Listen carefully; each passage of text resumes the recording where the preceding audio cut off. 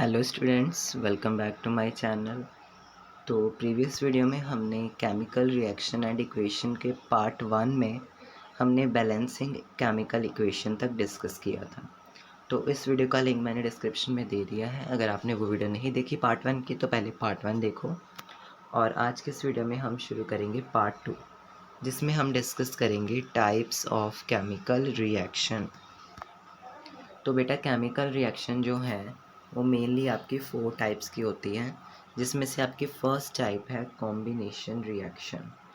ठीक है, तो इसके बारे में हम डिस्कस करेंगे।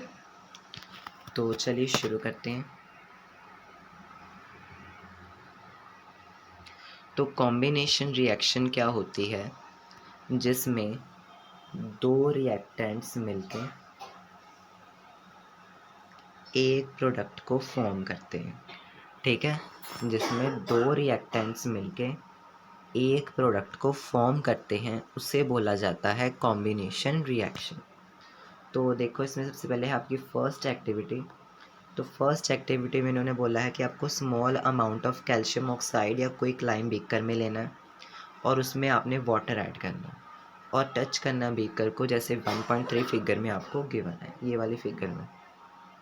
और उसके बाद आपको पता लगेगा कि टेम्परेचर में कोई चेंज हुआ है तो यस, क्योंकि जब कैल्शियम ऑक्साइड वाटर के साथ रिएक्शन करेगा तो वो फॉर्म करेगा CaOH होल ट्वाइस, जो कि एक्वस में होगा, मतलब सॉल्यूशन होगा, जिसे हम स्लेक्ड लाइम बोलते हैं, और साथ में हीट प्रोड्यूस होगी।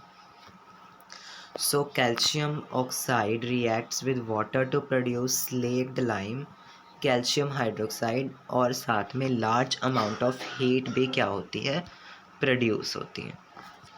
तो इन रिएक्शन में कैल्शियम ऑक्साइड और वाटर ने कंबाइन करके एक सिंगल प्रोडक्ट फॉर्म किया है, कैल्शियम हाइड्रोक्साइड।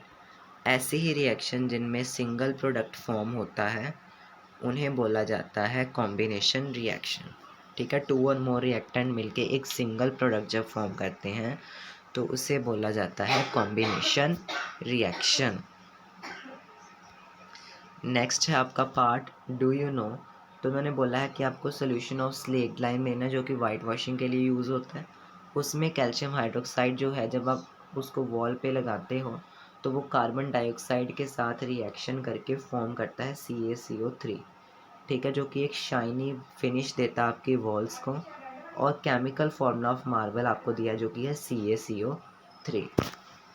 ठीक है, इतनी बात आपको क्लियर है। तो नेक्स्ट हम पढ़ेंगे एग्जाम्पल ऑफ कॉम्बिनेशन रिएक्शन, जो कि है burning of coal C+O2 CO2 और formation of water H2+O2 H2O।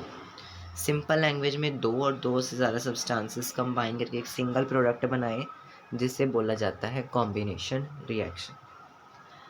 Activity 1.4 में लार्ज अमाउंट ऑफ हीट भी ऑब्जर्व हुई थी, आपने देखा था, जिसमें रिएक्शन जो है वो आपका मिक्सचर के रिएक्शन ने क्या बना दिया था, मिक्सचर को वार्म बना दिया था। रिएक्शन जिसमें हीट रिलीज़ होती है फॉर्मेशन ऑफ प्रोडक्ट के साथ, उसे एक्सोथर्मिक रिएक्शन बोला जाता है। ठीक है, ये आपने ध्यान से बात पढ़नी है कि रिएक्शन जहाँ पे हीट जो है वो प्रोड्यूस होती है, ठीक है, उसे बोला जाता है एक्सोथर्मिक केमिकल रिएक्शंस। एग्जाम्पल देखिए, जैसे CH4+O2 give rise to CO2 and H2O। Do you know that respiration is an exothermic process. तो आपको बताना है कि रेस्पिरेशन एक एक्सोथर्मिक प्रोसेस है। तो जैसे आप खाना खाते हो, डाइजेशन के दौरान वो सिंपल सब्सटेंसेस में ब्रेक डाउन होता है, जैसे राइस, पोटैटो, ब्रेड है, उसमें कार्बोहाइड्रेट्स हैं। ये कार्बोहाइड्रेट्स ब्रेक डाउन करके ग्लूकोज फॉर्म करता है। जो ग्लूकोज है वो हमारी ऑक्सीजन के साथ कंबाइन होती है सेल की बॉडी में और हमें एनर्जी प्रोवाइड कराती है। जो स्पेशल नेम है रिएक्शन का रेस्पिरेशन में, which we will study in chapter 6, वो आप अपने चैप्टर 6 कंट्रोल एंड कोऑर्डिनेशन में डिस्कस करोगे। ठीक है, लाइफ प्रोसेस वाले चैप्टर में। उसके बाद है decomposition of vegetable matter into compost is an exothermic reaction. ठीक है, ये भी आपकी एक एक्सोथर्मिक रिएक्शन। और जहाँ पे हीट एब्जॉर्ब्ड होती है वो होती है आपकी एंडोथर्मिक रिएक्शन। ठीक है, ये भी आपका एक्सोथर्मिक और एंडोथर्मिक का ही पार्ट है। तो नेक्स्ट है बेटा आपकी डीकम्पोजिशन रिएक्शन। तो डीकम्पोजिशन रिएक्शन क्या होती है, इसमें आपका कॉम्बिनेशन रिएक्शन का बिल्कुल उल्टा होता है। तो ठीक है, आपके जो कॉम्बिनेशन रिएक्शन था उसमें क्या था, उसमें आपके दो प्रोडक्ट रिएक्टेंट फॉर्म करते थे एक single product. But decomposition reaction में क्या होता है, आपका एक प्रोडक्ट हीट होने के बाद दो या दो से ज़्यादा प्रोडक्ट जो है वो फॉर्म करता है। ठीक है, इतनी बात समझ में आई। ये बिल्कुल आपका उल्टा होता है आपके कॉम्बिनेशन रिएक्शन। अब देखो नेक्स्ट है आपकी एक्टिविटी 1.5। इसमें आपको 2 ग्राम सल्फेट क्रिस्टल लेना है ड्राई बॉइलिंग ट्यूब में, और आपको कलर जो है नोट करना है फेरस सल्फेट क्रिस्टल का। उसके बाद आपने उसको हीट करना है बर्नर या स्पिरिट लैम्प की मदद से, और कलर को आपने ऑब्जर्व करना है। आप देखोगे जो फेरस सल्फेट पहले जब वो हीट हुआ उसने फॉर्म किया फेरिक ऑक्साइड, सल्फर डाइऑक्साइड और सल्फर ट्राइऑक्साइड। ठीक है, इस रिएक्शन में नोट करने वाला है कि एक सिंगल रिएक्टेंट ब्रेकडाउन होता है जो कि एक डीकम्पोजिशन रिएक्शन, और सिंगल रिएक्टेंट ब्रेकडाउन होकर दो या दो से ज़्यादा प्रोडक्ट को फॉर्म करता है। ठीक है, जैसे फेरस सल्फेट क्रिस्टल जो है उन्होंने वाटर को लूज़ किया जब हीट हुई, और क्रिस्टल का कलर चेंज हुआ और डीकम्पोज होकर उसने फॉर्म किया ferric oxide, sulphur dioxide, sulphur trioxide. Ferric oxide जो है एक सॉलिड है, while SO2 and SO3 are gases. ठीक है, आपके सल्फर डाइऑक्साइड और सल्फर ट्राइऑक्साइड क्या है, गैसेस। नेक्स्ट है decomposition of calcium carbonate to calcium oxide and carbon dioxide on heating is an important decomposition reaction जो कि वेरियस इंडस्ट्रीज़ में यूज़ होती है। जैसे CO3 आपका लाइमस्टोन है, उसको हीट करोगे तो वो क्या फॉर्म करेगा आपका CaO और CO2। थर्मल डिकम्पोजिशन रिएक्शन भी आपकी आती है, तो वो भी हम डिस्कस करते हैं अभी। तो थर्मल डिकम्पोजिशन रिएक्शन क्या होती है आपकी, इसमें इन्होंने क्या किया है, 2 ग्राम लेड नाइट्रेट पाउडर लिया है, उसको बॉईल करना है टोंग की मदद से, और आपने उसका चेंज नोटिस करना है। You will notice that emission of brown fumes, these fumes are of nitrogen dioxide. Fumes मतलब जो आप यहाँ से देख रहे हो ना, ऐसे ये चीज़ निकल रही है, सिर्फ फ्यूम्स बोलते हैं कि जो धुआं टाइप जो चीज़ है वो निकल रही है, फ्यूम्स निकल रही हैं। अब देखो जो ये लेड नाइट्रेट है, जब वो हीट हुआ उसने फॉर्म किया lead oxide plus nitrogen dioxide और ऑक्सीजन, और ये 4 और 2 आपको पता ही है क्यों लगाया गया, ताकि रिएक्शन आपकी बैलेंस हो जाए। अब एक्टिविटी 1.7 भी आपकी इम्पॉर्टेंट एक्टिविटी है, इसको भी आपने स्किप नहीं करना। कई बार इससे रिलेटेड एक क्वेश्चन आपके एग्ज़ाम में वो पूछ लेते हैं। तो इसमें क्या हुआ था मैं आपको बताता हूँ। इसमें इन्होंने एक प्लास्टिक मग लिया और उसमें 2 होल्स किए हैं, और कार्बन इलेक्ट्रोड्स यहाँ पे इन्होंने इलेक्ट्रोड्स फिट किए हैं, और इन इलेक्ट्रोड्स को इन्होंने कनेक्ट किया है एक 6 वोल्ट की बैटरी के साथ। ठीक है, और मग को फिल किया वाटर के साथ ताकि इलेक्ट्रोड जो है इमर्ज हो जाए। ठीक है, add a few drops of dilute sulphuric acid to water, आपने वाटर में डाइल्यूट सल्फ्यूरिक एसिड डालना है। ठीक है, वाटर में एसिड क्यों डाला, ताकि जो है वो इलेक्ट्रिसिटी जो है वो हो सके, इलेक्ट्रिक एसिड डाला ताकि आयंस फ्लो कर सके और इलेक्ट्रिसिटी आपकी कंडक्ट हो सके, अदरवाइज प्योर वाटर में इलेक्ट्रिसिटी कंडक्ट नहीं हो। ठीक है, नेक्स्ट है देखो, आपने क्या करना है, 2 टेस्ट ट्यूब को वाटर के साथ फिल करना है और उसको इन्वर्ट करना है 2 कार्बन इलेक्ट्रोड्स के साथ। करंट को आपने ऑन किया और आपने उसको अनडिस्टर्ब छोड़ देना।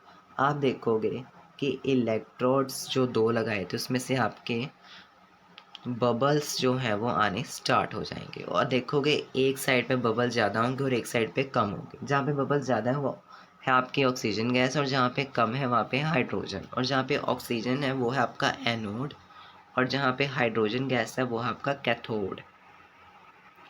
आपने देखना है गैसेस को 1 बाय 1 बर्निंग कैंडल के पास। Caution, this step must be careful. ठीक है, ये टीचर परफॉर्म करेंगे तो आपको पता ही। और इन केस में क्या, अब देखोगे आप, ये है आपका इलेक्ट्रोलाइसिस ऑफ वाटर, से वाटर आपका इलेक्ट्रोलाइज हो रहा है, और आप देखोगे 2:1 की फॉर्म में की रेशो में आपका ये जो है वो एक्टिविटी परफॉर्म होगा। ठीक है, मतलब कि एक गैस जो है वो डबल होगी दूसरी गैस की, और जो गैस डबल होगी वो होगी हाइड्रोजन। ठीक है, नेक्स्ट है आपकी एक्टिविटी 1.8। इसमें 2 ग्राम सिल्वर क्लोराइड लिया चाइना डिश में, चाइना डिश को सनलाइट में रखा है। आप देखोगे जो वाइट सिल्वर क्लोराइड है वो सनलाइट में ग्रे टर्न हो जाएगा, और this is due to the decomposition of silver chloride into silver and chlorine by light. अब सिल्वर और क्लोरीन में वो डीकम्पोज हो रहा है। ठीक है, आई होप आपको इतनी चीज़ समझ लग गई होगी।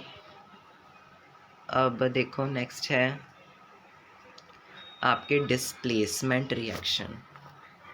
तो डिस्प्लेसमेंट रिएक्शन क्या होती है आपकी, डिस्प्लेसमेंट रिएक्शन होती है जहाँ पे मोर रिएक्टिव एलिमेंट डिस्प्लेस कर देता है लेस रिएक्टिव एलिमेंट को अपने रास्ते से। जैसे इस एक्टिविटी में इन्होंने क्या किया है मैं आपको बताता हूँ। इस एक्टिविटी में इन्होंने आयरन नेल्स लिए हैं, उसको कॉपर सल्फेट सॉल्यूशन में डाला। अब आप देखोगे आयरन जो है वो ज़्यादा रिएक्टिव एलिमेंट तो कॉपर को डिस्प्लेस कर देगा, और वो क्या बन जाएगा, आयरन सल्फेट, और कॉपर आपका अलग हो जाएगा। ऐसी ही रिएक्शन जिसमें आयरन डिस्प्लेस हुई और उसने अनदर एलिमेंट को अपने रास्ते से हटाया है फ्रॉम कॉपर सल्फेट सॉल्यूशन, इन्हीं रिएक्शन को हम डिस्प्लेसमेंट रिएक्शन कहते हैं।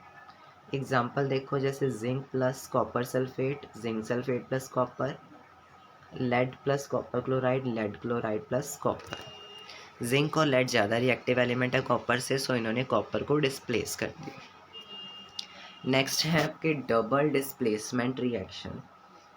डबल डिस्प्लेसमेंट रिएक्शन होती है जहाँ पे आयंस का एक्सचेंज होता है। ठीक है, आयंस का एक्सचेंज मतलब जैसे सोडियम सल्फेट और बेरियम क्लोराइड है। इसको याद करने का आसान तरीका है कि जो फर्स्ट वाला है वो फोर्थ वाले के साथ दोस्ती कर लेगा, और जो सेकंड वाला है वो थर्ड वाले के साथ दोस्ती कर लेगा। जैसे आपका सोडियम सल्फेट और बेरियम क्लोराइड को जब आपने रिएक्शन करवाई तो वो क्या बन गया, BaSO4। ठीक है, सेकेंड और थर्ड ने दोस्ती कर ली, बेरियम सल्फेट, और क्या फॉर्म हो गया आपका, सोडियम क्लोराइड, यानी फर्स्ट ने दोस्ती कर ली फोर्थ के साथ। ठीक है, you will observe that a white substance जो कि इनसॉल्यूबल है वाटर में वो फॉर्म होगा। जब इनसॉल्यूबल सब्सटेंस फॉर्म होता है उसे हम प्रेसिपिटेट कहते हैं, और ऐसी रिएक्शन जहाँ पे प्रेसिपिटेट आपका फॉर्म होता है उसे प्रेसिपिटेशन रिएक्शन बोला जाता है। इतनी बात आपको समझ लगी। मैं अभी आपको बहुत धीरे धीरे चैप्टर करवा रहा हूँ ताकि आपके अच्छे से कंसेप्ट क्लियर हो जाए।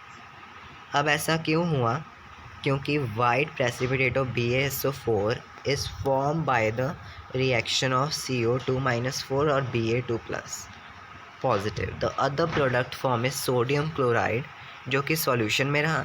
ऐसी रिएक्शन जहाँ पे आयंस का एक्सचेंज, जो मैंने आपको स्टार्टिंग में ही बात बताई, उसे क्या बोला जाता है, डबल डिस्प्लेसमेंट रिएक्शन।